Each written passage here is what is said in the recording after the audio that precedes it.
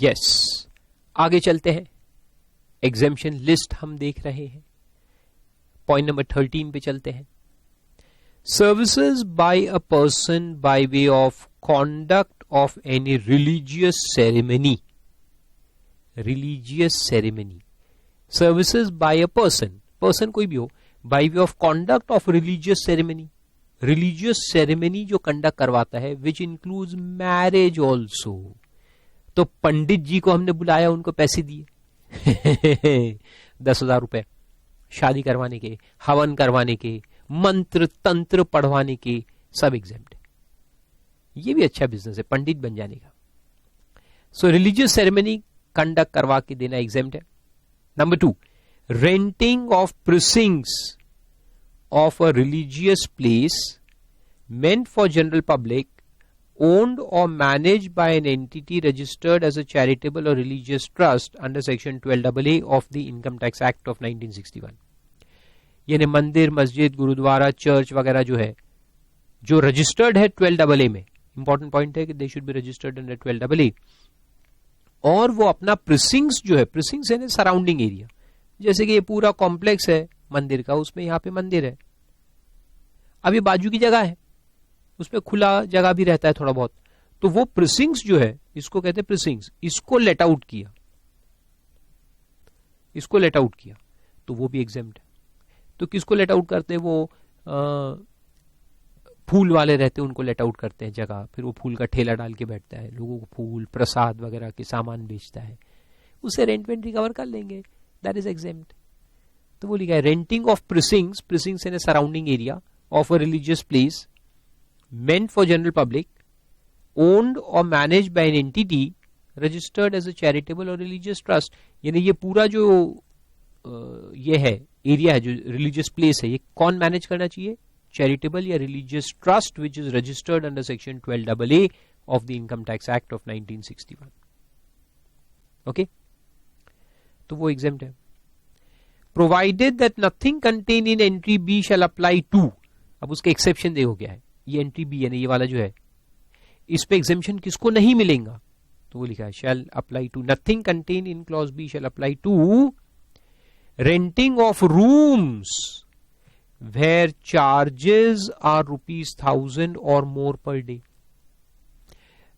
अब ये बड़े बड़े जो रिलीजियस प्लेसेस होते हैं, उनका क्या है कि हॉस्टल वगैरह भी वो मेंटेन करते हैं, या धर्मशाला भी कहते हैं। तो यहां पे मंदिर है और यहां पे बड़ा सा धर्मशाला क्रिएट किया उन्होंने, और ये धर्मशाला में रूम्स, जो श्रद्धालु लोग आएंगे उनको रूम्स लेट आउट करेंगे। तो अगर इनका charges less than ₹1000 per day है तो एग्जेम्पशन मिलेगा, फिर उसको एग्जेम्प्ट कर देंगे। लेस देन 1000 है तो एग्जेम्प्ट हो जाएगा। लेकिन अगर इक्वल टू और मोर देन 1000 पर डे है तो ये होगा टैक्सेबल। इक्वल टू और मोर देन ₹1000 पर डे अगर है धर्मशाला के रूम्स, तो then it they are taxable. पहला पॉइंट। दूसरा, renting of premises, community hall, kalyana mandapam और open area for charges of 10,000 और मोर पर डे। ये शादी ब्याह के लिए, तो मैंने कहा ना कि प्रिसिंग्स है वो शादी वगैरह के लिए लेट आउट करते हैं। तो वो प्रिसिंग्स अगर हमने शादी के लिए लेट आउट किया, लेकिन उसका चार्जेस 8,000 है, 7,000 है, 6,000 है, 2,000 है, 3,000 है, तो एग्जेम्प्ट है। और 10,000 है तो 10,000 या उससे ज्यादा है, यानी बहुत फेमस मंदिर है, उसकी एरिया भी कॉस्टली है, उन्होंने हमसे कम्युनिटी हॉल वगैरह है साइड में, तो वो दिया कितने में? 10 लाख रुपए per day, 25 lakh per day. आजकल शादी के हॉल ऐसे थोड़ी 10,000 में मिलते हैं। तो ये अपन कौन से मंदिर मस्जिद की बात करें? बहुत ही बेचारे गरीब छोटा सा कम्युनिटी हॉल 5,000, 6,000, 7,000 में दिया तो एग्जेम्प्ट है। लेकिन 10,000 या उससे ज्यादा चार्ज किया per day, then it is taxable. तो रहने की जगह 1,000 रुपए और कम्युनिटी हॉल वगैरह 10,000 रुपए। ओके, याद रहेगा, वेरी गुड। या फिर रेंटिंग ऑफ शॉप्स, तो मैंने कहा ना फूल वाले को दिया, फूल वाले को दिया, कोई छोटा मोटा चाय पानी पिलाने वाला आदमी है, स्नैक्स वाला, उसको दिया, तो चलता है। लेकिन उसमें भी देखो लिमिट है। रेंटिंग ऑफ शॉप्स और अदर स्पेसेस फॉर बिजनेस और कॉमर्स वे चार्जेस आर 10,000 और मोर पर मंथ, यानी अगर उस शॉप का रेंट 10,000 या उससे ज्यादा है पर मंथ तो वो भी टैक्सेबल है। और 10,000 से कम है तो 2,000 4,000 में एक छोटा सा ठेला लगाने को दिया उसको जगह, तो वो एग्जेम्प्ट है। ठीक है, तो रहने की जगह में 1,000 रुपए का लिमिट है, 1,000 से कम एग्जेम्प्ट, 1,000 या उससे ज्यादा टैक्सेबल धर्मशाला। फिर कम्युनिटी हॉल वगैरह जो होगा उसका 10,000 रुपए पर डे, और शॉप्स वगैरह को लेट आउट किया तो 10,000 पर मंथ। अगर इसमें तीनों में कम है तो एग्जेम्प्ट है, एग्जैक्टली 1,000 या 10,000 है या उससे ज्यादा है तो टैक्सेबल है। याद रहेगा, वेरी गुड। और जनरल पब्लिक का डेफिनेशन दिया है, it should be meant for general public ना, तो वो लिखा है कि means the body of people at large sufficiently defined by some common quality of public or impersonal nature. कोई काम का नहीं है, जनरल पब्लिक यानी कि सब कोई, हर कोई।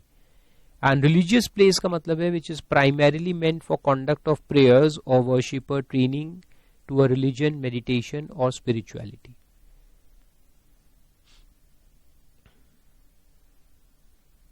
सिंपल रहता है। तो प्रेयर्स के लिए भी हो सकता है, या ट्रेनिंग यानी कि वो पूजा पाठ में ट्रेनिंग प्रोवाइड करते हैं ना वर्शिपर लोगों को, इन रिलीजन, मेडिटेशन और स्पिरिचुअलिटी। तो इंटरेस्टिंग है। Okay, premises of a religious place. चलो, तो दो चीज देखी इसमें अपन ने, फिर से एक बार देखो आप पॉइंट नंबर 13 एक बार फिर से रिवाइज करो। सर्विसेज बाय अ पर्सन, पहले तो दिया है services by a person by way of conduct of religious ceremony, तो ये पॉइंट अलग है, रिलीजियस सेरेमनी करवाने वाला पर्सन। तो यहां कौन आएगा? पंडित जी, पंडित, मौलवी, मुस्लिम्स में मौलवी होता है, क्रिश्चियंस में पादरी। तो जो सर्विस कंडक्ट करवाते हैं वो अपने चार्जेस लेते हैं, तो वो तो पूरा ही एग्जेम्प्ट है। उनके चार्जेस जो भी है, पंडित जी के जो भी चार्जेस है सब एग्जेम्प्ट है, because he is conducting the religious ceremony. दूसरा है renting of premises of a religious place. तो रिलीजियस प्लेस है यानी मंदिर, मस्जिद, गुरुद्वारा, चर्च वगैरह, उसका प्रिसिंग्स यानी सराउंडिंग एरिया है, तो वहां पे या तो धर्मशाला होगा, या ओपन एरिया है तो शॉप वालों को लेट आउट कर दिया, या फिर शादी वगैरह करवाने के लिए मंडप है वो दिया, या कम्युनिटी हॉल है वो दिया, तो वो सब उसमें आएगा प्रिसिंग्स में। प्रिसिंग्स यानी सराउंडिंग ऑफ द प्लेस। और इसमें पुराना सर्विस टैक्स में एक नोटिफिकेशन था, बता दूं आपको, कि कभी क्या होता है कि जैसे ये देखो अपन, ये मंदिर की एरिया है, फिर यहां से एक रोड जा रहा है, ये एक पब्लिक रोड है, ठीक है, आने जाने के लिए, और उसके यहां पर भी अपनी एक जगह है, तो क्या इसको भी प्रिसिंग कहेंगे? यही ट्रस्ट की एक जगह यहां पर भी है जो वो पार्किंग वगैरह में फिर यूज करते हैं, parking and some more stalls and etcetera दे, तो क्या इसको भी प्रिसिंग कहा जाएगा? तो आंसर है yes. If this is managed by the same trust and is used along with this मंदिर और मस्जिद, जो मेन तुम्हारा प्रीमाइस है उसके साथ में ही अगर यूज होता है, सब्सिडरी यूज है, तो फिर इसको भी प्रिसिंग्स मानेंगे। हालांकि बीच में रोड डिवाइडर है, थोड़ी दूर है, लेकिन उसको भी हम प्रिसिंग मानेंगे। ऐसा एक नोटिफिकेशन सर्विस टैक्स में था, and it will be understood in the same way in GST also. ठीक है, तो वो सेकेंड पार्ट। और इसमें क्या है फिर प्रिसिंग्स का पार्ट क्या है कि प्रिसिंग्स अगर है, इसको लेट आउट किया है, तो किसको देंगे? तो या तो रहने के लिए देंगे लोगों को, धर्मशाला वहां मेंटेन करेंगे, या फिर एज अ शादी का हॉल उसको चलाएंगे, कम्युनिटी हॉल, या फिर ठेले वेले लगाने के लिए लोगों को देंगे, शॉप्स छोटे मोटे, फूल, प्रसाद वगैरह वगैरह। तो सबकी लिमिट्स ये है। अगर रूम्स हम चला रहे वहां तो 1,000 रुपए पर डे, अगर 1,000 से कम है 999 तक है तो एग्जेम्प्ट, 1,000 या उसके ऊपर है तो टैक्सेबल। सेकेंड है कि अगर हम वहां पे शादी हॉल वगैरह चला रहे तो 10,000 पर डे से कम है तो एग्जेम्प्ट, 9,999 तक एग्जेम्प्ट है, 10,000 हो गया तो टैक्सेबल, या उसके ऊपर टैक्सेबल पर डे। और शॉप वगैरह को लेट आउट किया है तो monthly rent 9,999 exempt, monthly rent 10,000 और मोर टैक्सेबल। याद रहेगा? Very good. फिर नंबर 14 जो है, इसको आप लोग इंपॉर्टेंट मार्क कर ले, ये बहुत काम का है। नंबर 14 एग्जाम में आने के पूरे चांसेस है, और इसमें रिसेंटली अमेंडमेंट भी आया है। तो इसमें क्या है कि सर्विसेज बाय होटल, आप लोग घूमने जाते तो होटल में रुकते ना, होटल्स, इन्स के नाम से भी चलते हैं, गेस्ट हाउस, क्लब और camp site by whatever name called, यानी जहां भी आपको रूम किराए से मिलता है, can be camp site, it can be club, या जो भी नाम से हो, नाम इमटेरियल है। ये जो नाम यहाँ दिए भी है ये इलस्ट्रेटिव है, इसके अलावा भी कोई नाम से हो सकता है, तो इसलिए लिखा है by whatever name called. So important is the function that they perform, that is giving a room on rent. Okay, whatever name for residential और lodging purposes. Residential letting out होना चाहिए of course, कोई दुकान किराए से दिया उसको नहीं है, रेसिडेंशियल के लिए। Having value of supply of a unit of accommodation, a unit यानी one room, less than ₹1,000 per day और equivalent, less than 1,000 per day और इक्विवेलेंट, 1,000 रुपीज से कम का वैल्यू होना चाहिए तो एग्जेम्प्ट है। अब इसमें अमेंडमेंट क्या है, पहले इसमें होता था टैरिफ, रूम का टैरिफ अगर 1,000 रुपए से कम है तो एग्जेम्प्ट है। तो टैरिफ यानी डिक्लेयर्ड टैरिफ, यानी हमारे टैरिफ कार्ड में अगर रूम का रेंट 1,500 है तो वो टैक्सेबल होता था, even if we give it at a discount at say 800 rupees per night, यानी हमने एक्चुअल में 800 रुपए चार्ज किए, वैल्यू 800 रुपए, लेकिन टैरिफ अगर 1,500 था तो वो जीएसटी में आता था, जीएसटी उस पे लगता था। जीएसटी ऑफकोर्स 800 पे ही लगेगा, लेकिन चार्जेबल था। तो ऐसे जो होटल्स थे जो डिस्काउंट में देते हैं रूम्स, और आजकल तो आप देखते हो हर चैनल पे, आई मीन जैसे हर साइट पे बहुत सारे डिस्काउंट होता है, MakeMyTrip and trivago and this and that, lot of discounts are given, hotel.com, बहुत होटल्स डिस्काउंट पे रहते हैं, खास करके ऑफ सीजन के अंदर। तो वहां आता था प्रॉब्लम कि अगर डिक्लेयर्ड टैरिफ एक रूम का 1,000 रुपए या उससे ज्यादा है, और अगर एक्चुअल टैरिफ जो कलेक्ट किया उन्होंने, एक्चुअल वैल्यू ऑफ सप्लाई वो 1,000 रुपए से कम भी है, तो भी उस पर जीएसटी लग जाता था। तो उन्होंने कंप्लेन की, गवर्नमेंट ने एक्सेप्ट की, अमेंडमेंट किया। तो पहले यहां पे टैरिफ, डिक्लेयर्ड टैरिफ लिखा होता था, अब उसको चेंज करके उन्होंने वैल्यू ऑफ सप्लाई लिखा है। तो अगर वैल्यू ऑफ सप्लाई यानी actual amount charged, actual amount charged, ठीक है। तो अब हम डिक्लेयर्ड टैरिफ नहीं देखेंगे, अब हम क्या देखेंगे, एक्चुअल अमाउंट चार्ज्ड। जो वैल्यूएशन अपन निकालेंगे, वैल्यूएशन चैप्टर में देखेंगे, the amount received or receivable is called as value, तो वो वैल्यू अपन देखेंगे। तो अगर मान लो एक रूम मैंने 800 रुपए पे दिया आज, तो उस पर जीएसटी नहीं लगेगा, फिर 900 पे दिया जीएसटी नहीं लगेगा, सीजन आ गया वही रूम मैंने 1,200 पे दिया तो जीएसटी लग जाएगा, 2,000 में दिया जीएसटी लग जाएगा, फिर ऑफ सीजन हो गया 600 में दिया जीएसटी नहीं लगेगा। तो अब अपने को देखना है एक्चुअल अमाउंट चार्ज, आया समझ में, लेस देन 1,000 है, 999 तक है तो नो जीएसटी, 1,000 या उसके ऊपर हो गया तो जीएसटी लगेगा। Okay, simple. फिर आगे चलो, नेक्स्ट चलते हैं ट्रांसपोर्ट ऑफ पैसेंजर्स विथ और विदाउट अकंपनीड बिलोंगिंग्स, यानी बैगेज। विथ और विदाउट यानी कोई पैसेंजर ऐसे ही आके बैठ जाएगा खुले हाथ, या कोई बड़े बड़े बैग सूटकेस लेके आएगा, दोनों का वर्ड है। ट्रांसपोर्ट ऑफ पैसेंजर्स विथ और विदाउट अकंपनीड बिलोंगिंग्स। अब ये बिलोंगिंग्स इसलिए लिखा रहता है क्योंकि कभी कभी बिलोंगिंग्स के पैसे अलग से चार्ज भी करते हैं अपन, जैसे एयरलाइंस वगैरह में जैसे 15 किलो फ्री अलाउड है, लेकिन उसके ऊपर लगेज है तो उसका चार्ज लेते हैं वो, लेकिन वो भी ट्रैवल के अंदर ही जाएगा, पैसेंजर ट्रांसपोर्ट ही गिनेंगे उसको, ठीक है, उसको ट्रांसपोर्ट ऑफ गुड्स नहीं गिनेंगे। बिलोंगिंग्स को अपन ट्रांसपोर्ट ऑफ पैसेंजर्स के साथ में ही चलेंगे, ठीक है। देखो अब सबसे पहले दिया है भाई एयर, एयर यानी एयरलाइंस, तो पहला एयरलाइंस के लिए है, क्या दिया है, एम्बार्किंग फ्रॉम, एम्बार्किंग यानी कि उड़ना, जहां से प्लेन उड़ता है तो उसको एम्बार्किंग कहते हैं, और टर्मिनेटिंग इन यानी जहां वो लैंड होता है।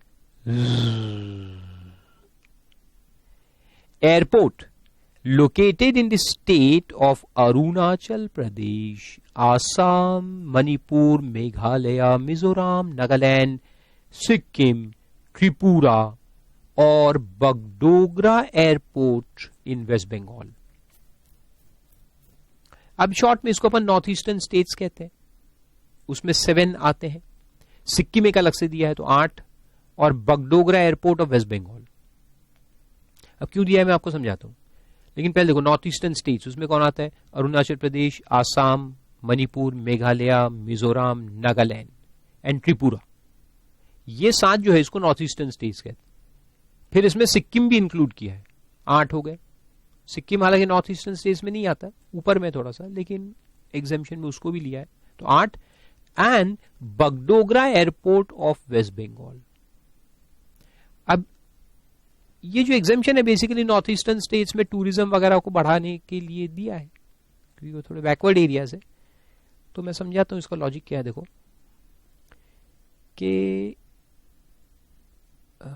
देखो मैं डायग्राम में बहुत वीक हूँ, ड्राइंग में मैं फेल होता था एग्जाम में, स्कूल में, इसलिए मैं आर्टिस्ट नहीं बना. Otherwise my parents are both artists, इसलिए मेरे को सीए बनना पड़ा. तो ये जो इंडिया है अपना, इस साइड का नॉर्थ ईस्टर्न स्टेट्स, तो ऐसे नॉर्थ ईस्टर्न स्टेट्स आता है ना, फिर इधर से सिक्किम आता है और फिर इधर नेपाल और इधर आ जाता है. देखो मैं डायग्राम में बहुत खराब हूँ, please don't laugh at me. तो ये अपने नॉर्थ ईस्टर्न स्टेट्स है. तो ये 7 नॉर्थ ईस्टर्न स्टेट्स है. फिर ऊपर में यहां पे सिक्किम आता है. और अब ये एक्चुअली 8 स्टेट्स में एग्जेम्पशन देने का गवर्नमेंट का इंटेंशन है, लेकिन होता क्या है कि ये यहां पे वेस्ट बंगाल है, this whole is West Bengal. तो वेस्ट बंगाल में यहां पे ऊपर में नॉर्थ में एक बगडोगरा एयरपोर्ट आता है. और ये जितने भी फ्लाइट्स यहां चलते हैं नॉर्थ ईस्टर्न स्टेट्स की जो फ्लाइट्स है ना, तो they all are connected through this Bagdogra airport. ये जो बगडोगरा है इससे सारा कनेक्टिविटी है. तो बहुत सारे फ्लाइट्स जैसे यहां से from the part of India, जैसे चेन्नई से आपको जाना है नॉर्थ ईस्ट, मिजोरम जाना है, तो चेन्नई से मिजोरम डायरेक्ट फ्लाइट नहीं चलता. चेन्नई से बगडोगरा आता है, बगडोगरा से फिर आपको नॉर्थ ईस्टर्न स्टेट्स का दूसरा फ्लाइट चलता है. तो यहाँ छोटे छोटे फ्लाइट चलते हैं बिकॉज पैसेंजर कैपेसिटी और वहां एयरपोर्ट्स भी इतने बड़े नहीं है, तो यहां से छोटे फ्लाइट्स चलते हैं. फिर बगडोगरा से नॉर्थ ईस्टर्न स्टेट्स, फिर आपस में जहां भी उनको जाना है बगडोगरा. तो ये पूरा एक कनेक्टिविटी अलग है. और दिल्ली से आना है तो दिल्ली से बगडोगरा आप बड़े फ्लाइट्स आएंगे, फिर यहां से छोटे फ्लाइट्स में आप जाएंगे. तो फ्लाइट यहां चेंज होता है. नाउ द पॉइंट इज कि अगर ये सिर्फ एग्जेम्पशन वहां देते, नॉर्थ ईस्टर्न स्टेट्स अगर लिखते कि अगर आप यहां एम्बार्क या डिसएम्बार्क करोगे तो एग्जेम्पशन है, तो उससे क्या होता कि अगर एक इंसान दिल्ली से ट्रैवल कर रहा है नॉर्थ ईस्टर्न स्टेट में, तो उसका एक फ्लाइट यहां से बगडोगरा आएगा और दूसरा फ्लाइट बगडोगरा से नॉर्थ ईस्टर्न स्टेट में जाएगा.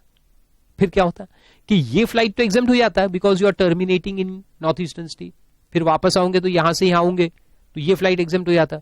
लेकिन बगडोगरा से दिल्ली का फ्लाइट टैक्सेबल हो जाता. लेकिन आपका इंटेंशन तो दिल्ली से पूरा यहां तक जाने का है ना, but this is one flight and this is another flight. तो फिर ये एग्जेम्प्ट होती और ये टैक्सेबल हो जाती. तो गवर्नमेंट ने कहा चलो अब एग्जेम्पशन देना है तो पूरा ही दो, तो इसलिए उन्होंने बगडोगरा को भी यहां पे इंक्लूड किया है. तभी क्या होगा कि दिल्ली से फ्लाइट एम्बार्क होगा, बगडोगरा में डिसएम्बार्क होगा, तो ये भी एग्जेम्पशन में आ जाएगा.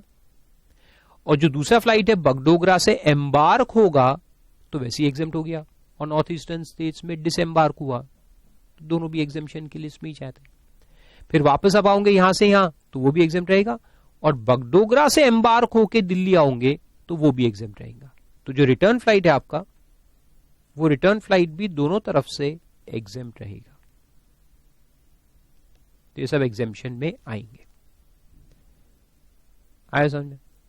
तो इसलिए बगडोगरा को भी इंक्लूड किया है because it is the main connectivity airport. Otherwise West Bengal में बाकी कोई एयरपोर्ट पे एग्जेम्पशन नहीं है. If you travel to Calcutta it is taxable, Kolkata जाओगे तो टैक्सेबल, कोलकाता से दिल्ली जाओगे टैक्सेबल.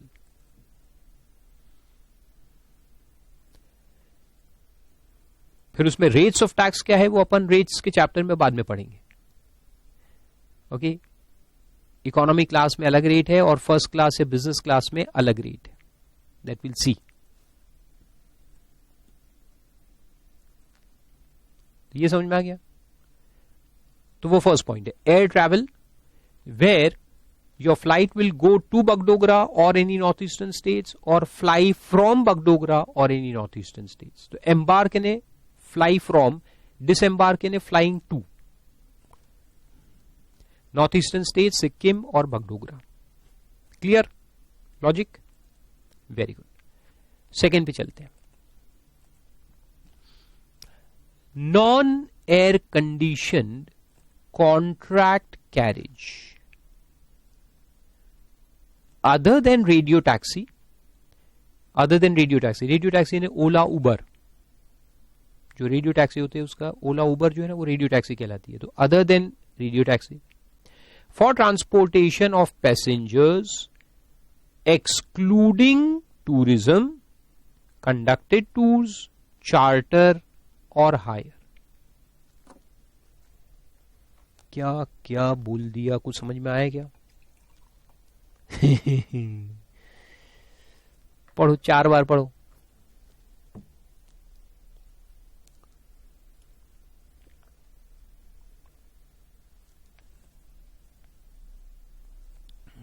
कुछ समझा? 4 बार पढ़ने के बाद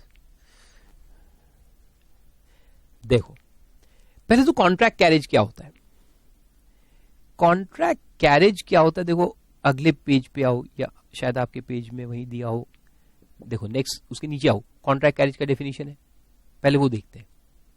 let's see what do you mean by contract carriage. तो वहां लिखा है, contract carriage has the same meaning as assigned to it in clause 7 of section 2 of Motor Vehicles Act of 1988। अरे उससे थोड़ी कुछ समझ में आता है, वो तो टेक्निकल डेफिनेशन होगी। फिर देखो उसके बाद दिया है कि भाई इसका रियल में मीनिंग क्या है, मोटर व्हीकल्स एक्ट क्या कहता है, तो वो दिया है, contract carriage means a motor vehicle which carries a passenger और पैसेंजर्स फॉर हायर और रिवॉर्ड, यानी जो किराया लेकर पैसेंजर्स को ट्रांसपोर्ट करते हैं, and is engaged under a contract, whether express or implied, for the use of such vehicle as a whole for the carriage of passengers mentioned therein and entered into by a person with the holder of a permit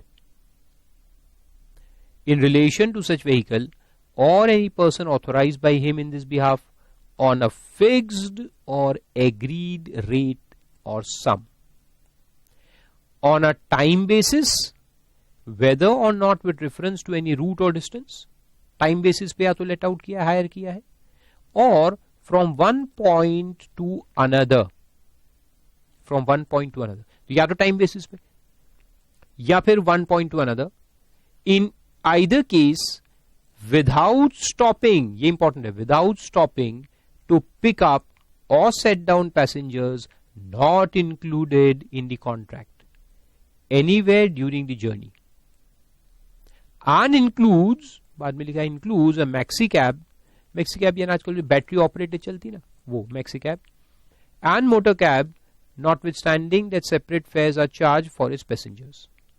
motor cab को भी include किया है, notwithstanding that separate fares are charged for its passengers, यानी separate fair भी ले सकते हैं ना, अपन ले सकते हैं, किसी से कम किसी से ज्यादा, लो चलता है। ही कुछ समझ में आया? देखो बहुत सिंपल डेफिनेशन है, उसके बाजू में पहले लिख दो बस। बस में बड़े बड़े बस भी होते हैं, छोटे बस भी होते हैं, small big, and motor cabs also. Motor cab यानी जो छोटा होता है, जैसे टैक्सी भी इंक्लूडेड है। तो अभी इसका मतलब क्या है, देखो कॉन्ट्रैक्ट कैरेज किसको कहते हैं, एक एग्जाम्पल लेते हैं तो आपको समझ में आएगा। अपने को जाना था पिकनिक पे, फारूका क्लासेस की पिकनिक जा रही है, सुबह निकलेंगे शाम को लौट के आएंगे, तो हमने दिन भर के लिए बस को हायर किया टाइम बेसिस पे। किसके बेसिस पे हायर किया? टाइम बेसिस पे। उसमें हमने नाम दिए कि भाई इतने 50 लोग आपकी बस में आएंगे, स्टूडेंट्स के नाम ये है, अतुल, विपुल, सब नाम दे दिया आपको, ठीक है। अब आपने परमिट निकाला, उसका परमिट लगता है, बस चलाने का परमिट लगता है। या तो आपके पास ऑल इंडिया परमिट ऑलरेडी है, या आप निकालोगे जाके आरटीओ से परमिट निकालोगे for going on a picnic. तो हमने आपका बस, पूरा bus whole as a whole hire कर लिया है, ठीक है। या मोटर कैब्स भी लोग हायर करते हैं यहां से वहां जाने के लिए, मोटर कैब अपन हायर करते हैं ना, किराए का कार लेकर के अपन जाते हैं कहीं, तो वो भी इसमें आता है, मोटर कैब भी इंक्लूडेड है। तो कॉन्ट्रैक्ट कैरेज ने एक कॉन्ट्रैक्ट कर लिया है आपके कैरेज को यूज करने का, so it is a contracted carriage, तो उसको कॉन्ट्रैक्ट कैरेज कहते हैं, ठीक है। तो आपने बस हमको दे दिया, या तो टाइम बेसिस पे पूरे दिन के लिए, या 4 दिन के लिए, 8 दिन के लिए, या फिर पॉइंट टू पॉइंट कि भाई आपको कुछ नहीं करना, हमको आप बस दो, हमको आप नागपुर से बेंगलोर छोड़ दो, खत्म। So you have to just drop us from Nagpur to Bangalore, finish, फिर वापस आ जाओ। तो वो भी हो सकता है, पॉइंट टू पॉइंट भी हो सकता है, पॉइंट टू पॉइंट या फिर टाइम बेसिस पे हायर किया, ठीक है। और वही पैसेंजर्स बैठेंगे इसमें जो कॉन्ट्रैक्ट में मेंशन है, जिसका नाम परमिट में मेंशन है, वही पैसेंजर्स बैठेंगे। कहीं भी बीच में आप रुककर पैसेंजर्स को उठाओगे और गिराओगे नहीं, यानी आ जाओ यही 10 रुपए 10 रुपए 10 रुपए, ऐसा नहीं। जितने पैसेंजर्स बैठे उन्हीं को लेके जाना है, उन्हीं को लेके आना है, ठीक है। कोई बीच में आप रुक करके टिकट्स इशू करके किसी को चढ़ाओगे और उतारोगे नहीं। So it is not like a normal बस विद बस स्टॉप्स, नो। तो इसको कॉन्ट्रैक्ट कैरेज कहते हैं। और वो बस स्टॉप वाला जो बस होता है ना, जो स्टॉप मेंशन होते हैं, उस पर उतारना फिर लेना, फिर उतारना फिर लेना, वो स्टेज कैरेज कहलाता है। क्या कहेंगे उसको? Stage carriage. और ये कॉन्ट्रैक्ट कैरेज, दोनों वर्ड्स आएंगे, इसलिए मैंने दोनों समझा दिए। तो स्टेज कैरेज भी बस है, कॉन्ट्रैक्ट कैरेज भी बस है। डिफरेंस क्या है? स्टेज कैरेज उसके डेलीगेटेड स्पॉट्स है जहां से वो लोगों को लेगा और आगे के स्पॉट पे छोड़ देगा। तो स्टॉप टू स्टॉप चलता है, आप बैठते जाओ उतरते जाओ, बैठते जाओ उतरते जाओ, वो क्या कहलाता है? Stage carriage. और कॉन्ट्रैक्ट कैरेज क्या है कि जो पैसेंजर्स ओरिजिनल बैठेंगे वही जाएंगे, उसके अलावा कोई नहीं आएगा, और ये कॉन्ट्रैक्ट बेसिस पे, और होल एज इट इज बस अपन ने हायर कर लिया है, ठीक है। Very good.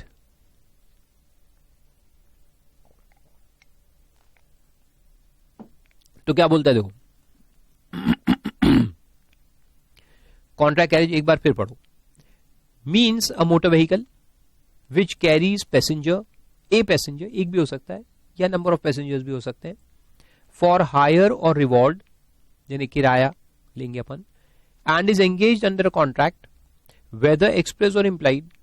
कुछ लोग जाके बैठ जाते हैं, फिर वो टिकट यानी इशू करते हैं, फिर पैसे देंगे, बैठ जाना, इम्प्लाइड कॉन्ट्रैक्ट होता है ना। For use of such vehicle as a whole for the carriage of passengers, पूरा व्हीकल कैरेज ऑफ पैसेंजर्स के लिए यूज होगा। Mention there in and entered into by the person with the holder of a permit, जिसके पास permit है उसके साथ हम कॉन्ट्रैक्ट एंटर करते हैं, in relation to such vehicle और any person authorised by him on this behalf, यानी उसके एजेंट जो चलाता होगा, फॉर अ फिक्स्ड और एग्रीड रेट और सम। फिक्स्ड रेट रहता है या एग्रीड रेट जो भी है, बार्गेन करके एग्री कर लेंगे और उस पर अपने को लेके जाएंगे वो। ऑन टाइम बेसिस, या तो टाइम बेसिस पे हायर करो, या point to another, Nagpur to Pune, Nagpur to Bangalore, and in either case without stopping to pick up और drop any passenger. In between नहीं होगा, जो कॉन्ट्रैक्टेड स्पॉट है बस वहीं तक लेके जाना है। And include motor maxi cab and motor cab, ठीक है। तो ये कॉन्ट्रैक्ट कैरेज हुआ। अब देखो इसमें एग्जेम्पशन क्या दिया है, और रेडियो टैक्सी का डेफिनेशन भी देख लेते क्या। देखो रेडियो टैक्सी यानी ओला उबर, लिखी दो, ओला उबर जो है वो रेडियो टैक्सी है, और इसमें बहुत सारे अलग अलग सिटी में बहुत सारे चलते हैं। ये नॉर्मली ग्लोबल लेवल पे है ओला उबर, तो याद रहेंगे आपको। Means a taxi including a radio cab by what ever name called which is in two-way radio communication with a central control office and is enabled for tracking using global positioning system और general packet radio service। तो ये वैसे ही चलते हैं ना ओला उबर। इसमें क्या होता है कि कार के अंदर जीपीएस लगा होता है, और उसका जो रूट है, जैसे यहाँ से उसने पिकअप किया आपको और यहाँ जाके ड्रॉप किया, तो जो बिलिंग होता है वो डिस्टेंस के बेसिस पे होता है, which is governed bye global positioning system. GPS से पूरा इसका ट्रैकिंग होता है कि कार कहां से पिकअप किया, कहां उसको ड्रॉप किया, और उसके बेसिस पे बिल आपको इशू होता है। So that is called as radio taxi. अब देखो एग्जेम्पशन क्या है। Point number B, non air condition contract carriage. तो जो बस हमने हायर किया वो खुला हुआ है, उसकी खिड़कियां खुलते हैं और हम बाहर की हवा एंजॉय कर सकते हैं। So it is not air condition, AC carriage नहीं है, नॉन एसी। तो नॉन एसी है। Other than radio taxi, radio taxi इसमें इंक्लूड नहीं है। तो रेडियो टैक्सी अगर है तो अलग है, उसको बाद में देखेंगे। Radio taxis are normally always taxable. तो ये कॉन्ट्रैक्ट कैरेज रेडियो टैक्सी को छोड़कर बाकी जो है वो है। For transportation of passengers excluding tourism, तो चार को अंडरलाइन करो, टूरिज्म, कंडक्टेड टूर, चार्टर और हायर। तो ये जो चार है उसको अंडरलाइन करो और उसको लिख दो नीचे टैक्सेबल।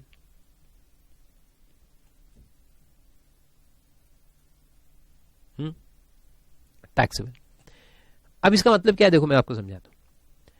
अगर ये चार्टरिंग जो हो रहा है, यानी ये जो कॉन्ट्रैक्ट कैरेज आप चला रहे हो, ये अगर टूरिज्म के लिए चला रहे हो, टूरिज्म यानी वो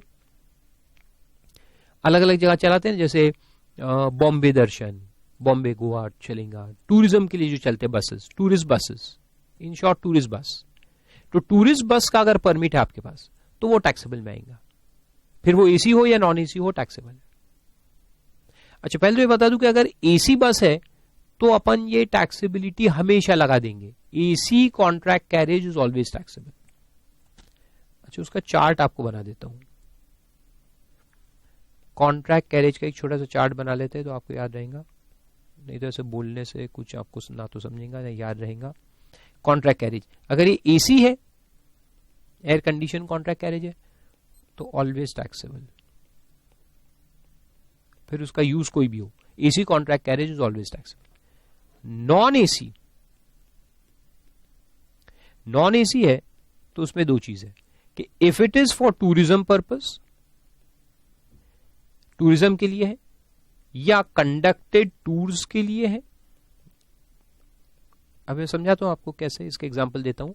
कंडक्टेड टूर्स या चार्टर या हायर के लिए है, फुल हायरिंग पे है, तो ये टैक्सेबल है। And for any other purpose अगर दिया गया है तो वो एग्जेम्प्ट है।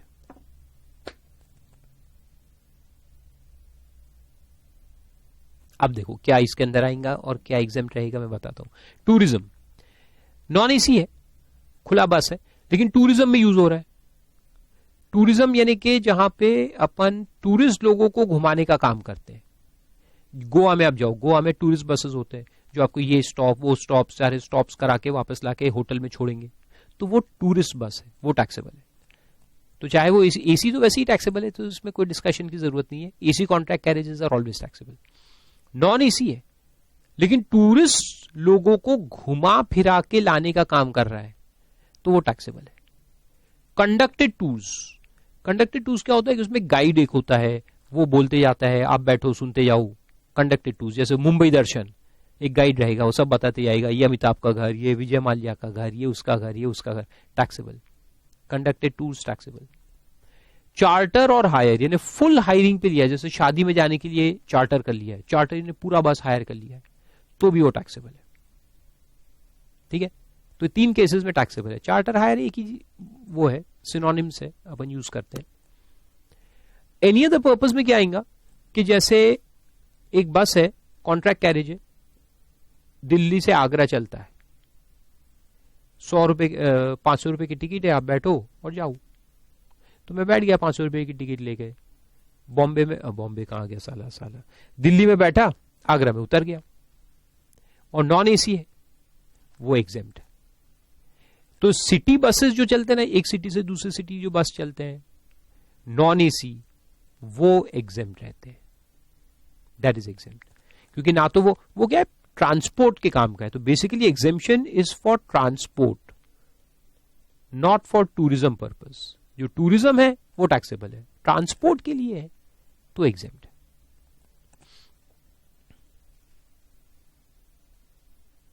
ओके, देन फिर वापस आते हैं। ये बी हुआ, फिर सी पे आओ। सी में है स्टेज कैरेज। तो स्टेज कैरेज यानी वो सिटी बस। सिटी बसेस जो होते हैं ना, जो स्टॉप्स रहते हैं, ये एक stop, next stop, next stop, next stop, यहां से जाता है, अगले स्टॉप पे रुकता है, फिर अगले स्टॉप पे रुकता है, फिर अगले स्टॉप पे रुकता है। तो पैसेंजर्स कहीं से भी बैठ सकते हैं, कोई एक स्टॉप आगे जाएगा, कोई 2 स्टॉप जाएगा, कोई 4 स्टॉप जाएगा, फिर बस पलट के वापस आएगा, फिर इधर जाएगा, फिर वापस आएगा, दिन भर चक्कर काटते रहेगा। उसको स्टेज कैरेज कहते हैं। Other than air condition stage carriage, तो उसमें भी एयर कंडीशन रहा तो टैक्सेबल है। Non AC exempt. तो city bus non AC is entitle for exemption. तो 2 रुपए 5 रुपए टिकट लेके अपन बैठते हैं, फिर अगले स्टॉप पे उतर जाते हैं। जैसे बॉम्बे में जाओगे तो बेस्ट नाम के बसेस चलते हैं, लाल कलर के। वहां अंदर घुसो कैसे तो भी घुसना पड़ता है, फिर लोग अपने आप उतार देते हैं हमको आगे। इतनी भीड़ रहती है कि वो पुश कर करके आगे अपने उतरना ही पड़ता है।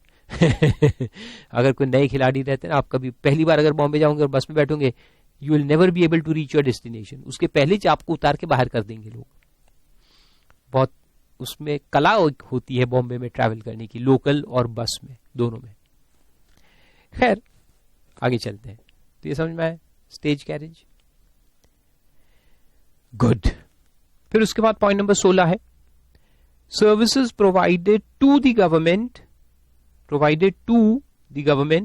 by way of transport of passengers with or without accompanied belongings by air embarking from or terminating at a regional connectivity scheme airport against consideration in the form of viability gap funding। अब ये क्या है, देखो ये बड़ा interesting point है। ये बड़े बड़े शहरों में तो एयरपोर्ट्स है जहां से हम ट्रैवल करते हैं। अब गवर्नमेंट का सोचना है कि जो बहुत छोटे छोटे जो टाउन्स है वहां पे भी एयरपोर्ट्स बनने चाहिए। अब वहां एयरपोर्ट बनाएंगे, कौन एयरलाइंस वहां फ्लाई करेगा, क्योंकि वहां से उनको कस्टमर्स नहीं मिलेंगे ना। अब छोटे छोटे भंडारा हो गया, तुमसर हो गया, and so many small places we have got with a population of say 2 lakhs, 1 lakh, 1.5 lakhs, 3 lakhs, 5 lakhs, ऐसे बहुत छोटे टाउन हो गए ना। अब वहां से अगर पैसेंजर्स नहीं मिलेंगे तो एयरलाइंस जो वहां फ्लाई करेगी उनको नुकसान हो जाएगा। तो गवर्नमेंट ने क्या किया है कि एक ये फंड क्रिएट किया है called as viability gap fund, ठीक है, वीजीएफ। और ये एयरलाइंस को कहा कि ठीक है आप यहां से फ्लाई करो, अगर आपको इतना मिनिमम अमाउंट नहीं आता है वहां से तो हम आपको फंडिंग देंगे, यानी गवर्नमेंट सपोर्ट करेगा एयरलाइंस को, उनको पैसे देगा। तो ये गवर्नमेंट से जो पैसे इनको मिलेंगे ये जीएसटी से एग्जेम्प्ट रहेंगे। आए समझ में? लेकिन जो पैसेंजर को टिकट बेचेंगे, अगर एक पैसेंजर ट्रैवल कर रहा है और वो टिकट खरीद रहा है तो उस पर जीएसटी लगेगा, याद रखो उस पर जीएसटी लगेगा। तो मान लो कि अगर गवर्नमेंट ने कहा है कि हम आपको जो भी एक उनका एग्रीमेंट हुआ होगा गवर्नमेंट के साथ कि भाई एक फ्लाइट का 1 लाख रुपए तक आपको इनकम रेवेन्यू होना चाहिए, और अगर उससे कम होगा तो जितना कम हो रहा है वो गवर्नमेंट आपको देगा। तो वायबिलिटी गैप फंडिंग के थ्रू आपको पेमेंट किया जाएगा। अब उन्होंने टिकट बेचे मान लो 70,000 रुपए के, तो 70,000 रुपए तो पब्लिक से आ गया, उस पर तो जीएसटी लग गया। लेकिन अब जो ये बैलेंस 30,000 है जो गवर्नमेंट इनको देगा यहां से वायबिलिटी गैप फंडिंग से, जो इनको पैसा मिलेगा एयरलाइंस को, वो 30,000 पे जीएसटी एग्जेम्प्ट रहेगा। आए समझ में? याद रखने का है, छोटा सा पॉइंट है। और ये जो फंडिंग है ये मैक्सिमम देखो नीचे दिया है 3 साल तक के लिए सपोर्ट सिस्टम है अवेलेबल, और उतने टाइम के लिए आपको एग्जेम्पशन भी मिलेगा। तो इसलिए वहां लिखा है प्रोविजो में that nothing contained in this entry shall apply on or after the expiry of a period of 3 years from the date of commencement of operations of the regional connectivity scheme airport as notified by the Ministry of Civil Aviation।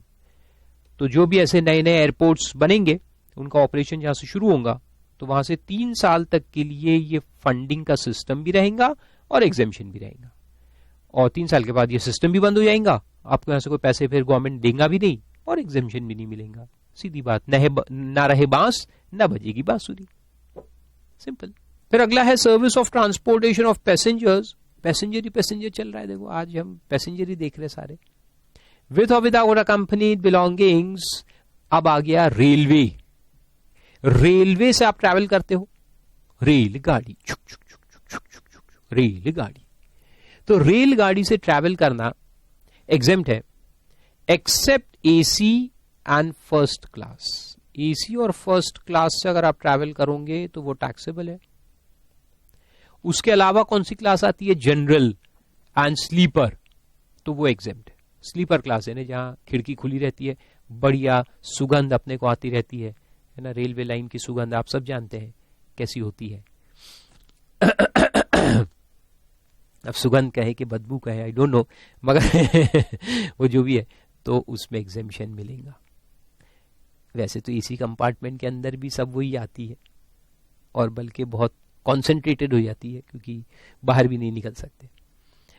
तो खैर पूरा railway ही अपना, अब क्या बताऊं मैं, जाने दो, कुछ बोलने के काबिल नहीं है रेलवे, उसकी कुछ बात करना भी इम्पॉसिबल है।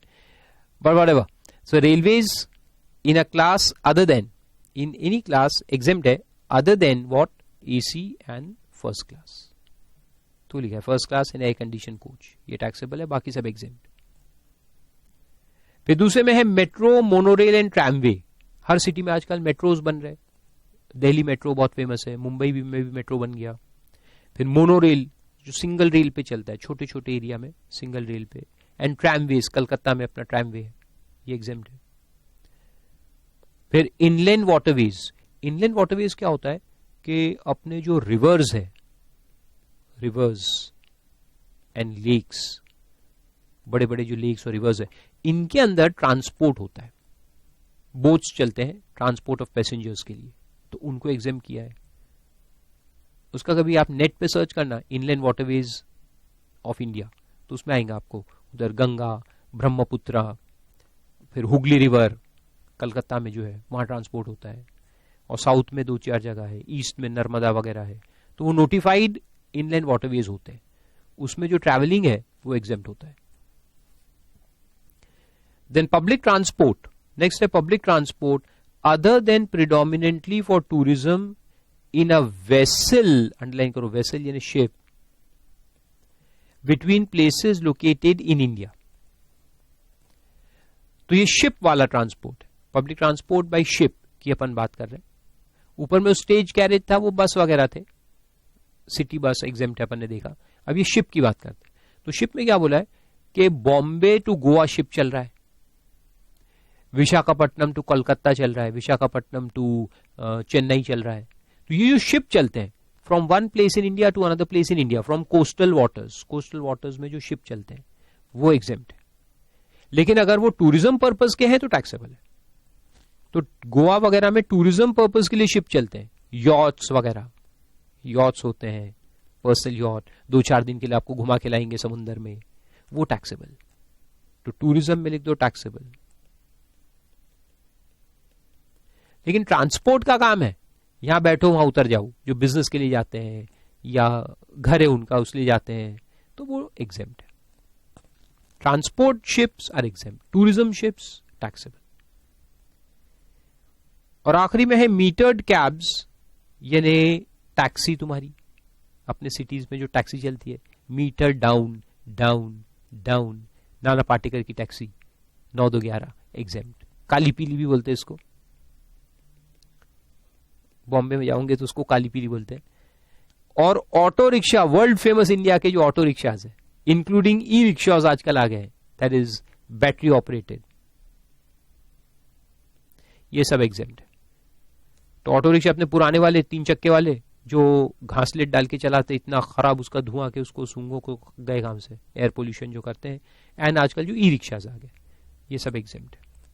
एंड काली पीली मीटर्ड कैब्स वो एग्जेम्प्ट है। लेकिन रेडियो टैक्सी टैक्सेबल है, ओला उबर टैक्सेबल है, याद रखो, ओला उबर आर टैक्सेबल। और ई रिक्शा का डेफिनेशन भी दिया है, वही बैटरी ऑपरेटेड जो होते हैं, स्पेशल पर्पस बैटरी होती है उसके अंदर। एंड मीटर्ड कैब्स यानी काली पीली। तो यहां तक इतने सारे ट्रांसपोर्ट ऑफ पैसेंजर्स थे। अब चलते हैं ट्रांसपोर्ट ऑफ गुड्स। लेकिन एक काम करेंगे, अब क्योंकि चेंज होगा, फिर ट्रांसपोर्ट ऑफ गुड्स के कई सारे पॉइंट्स आएंगे, तो उसको नेक्स्ट लेक्चर में कंटिन्यू करेंगे।